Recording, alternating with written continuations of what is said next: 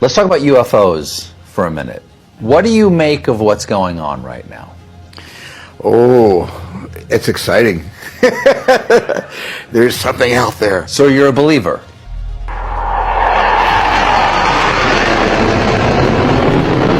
I believe certain people who have seen things that they can't explain, that is unexplainable. I think what has been coming out recently is fascinating, just absolutely fascinating. Mm-hmm. And I think the secrecy that is shrouding all of these sightings, mm-hmm, and the lack of transparency until Freedom of Information Act compels certain materials to be released publicly, I think that there is something going on that simply needs extraordinary due diligence. Call it spacecraft, if you will, non-human, exotic origin, vehicles that have either landed or crashed. We have spacecraft from another species. We do, yeah. How many? Quite a number. You're kidding. No.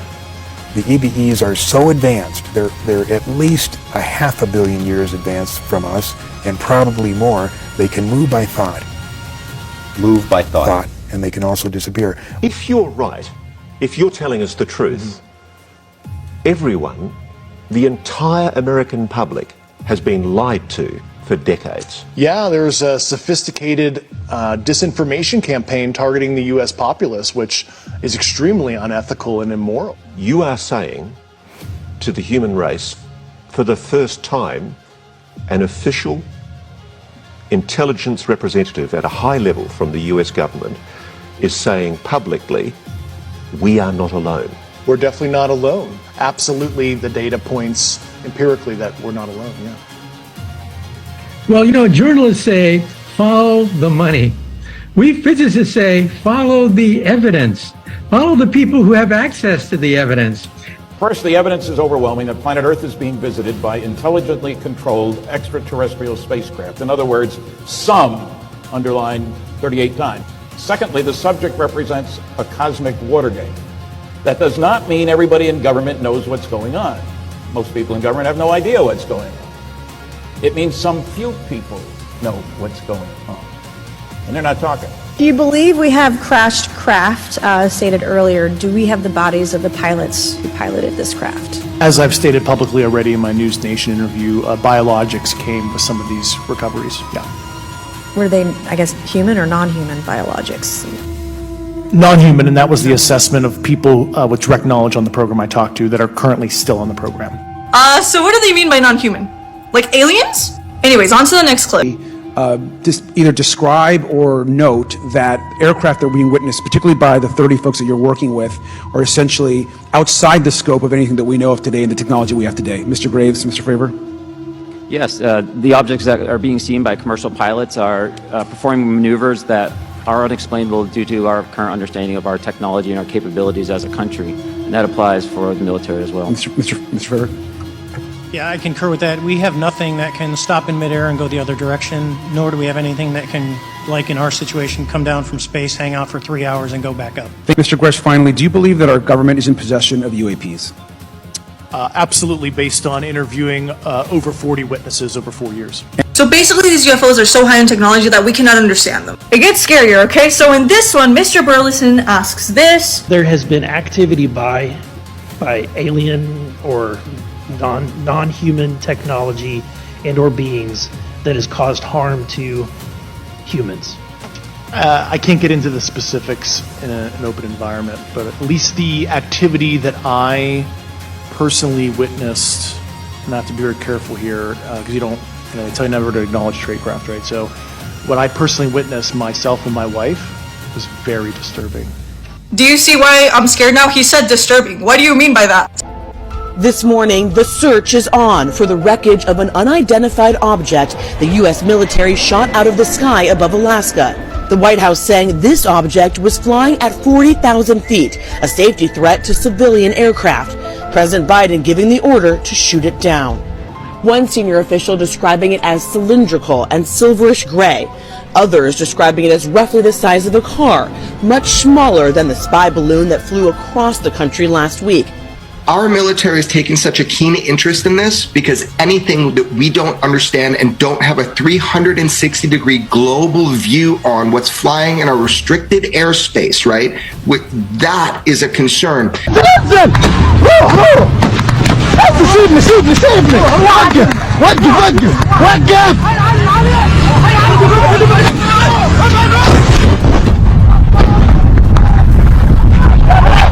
If there is an issue of hostility, do we globally have a scientific community that can convince our political leaders around the world that we are far stronger as one than trying to be the leaders in whatever our programs are discovering? Well, if you walk down a trail in a forest and you encounter a squirrel, do you go out there and try to conquer the squirrel and his habitat? No, maybe you want to try to talk to the squirrel. Eventually you get kind of bored because the squirrels don't talk back to you. But in the same way, if the aliens can reach us from outer space, they are hundreds, thousands of years more advanced than us, and we're simply not a threat to them. They could have done damage to us decades ago, but here we are talking about it. So I don't fear for them. Allahu Akbar!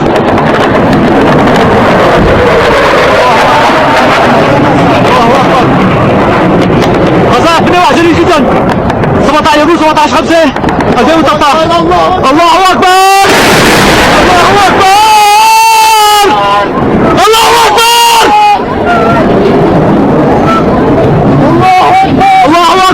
It's haunting me. I'm getting goosebumps because you've got the same situation where you have these trained observers saying we saw a craft, and then you have those kind of lights that are a little bit out of the orientation you'd expect to be on a solid craft, and you see that too with their footage. So it makes you wonder.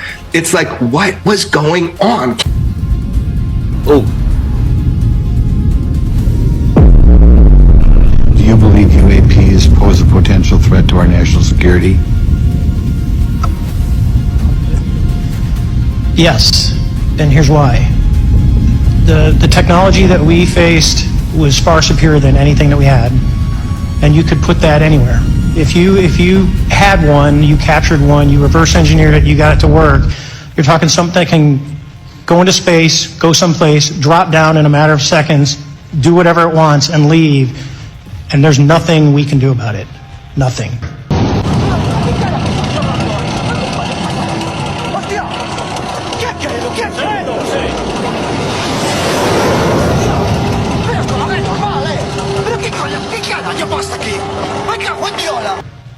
What astonished you the most about the flight capabilities of these Tic Tac, very briefly? The performance. Absolute performance. It was. And you're not aware of any other objects that anybody in the world has, in this world, that has those capabilities? No, I think it's far beyond actually our material science that we currently possess. This happened. I'm sorry. What is that? There's a passenger on the plane, looks out the window, grabs the phone. This was filmed in June. The traveler sees that, an object apparently changing shapes in seconds. Oh. Is it a shape-shifting object? Is it Bezos? Is it Branson? What is it? Is it a UFO?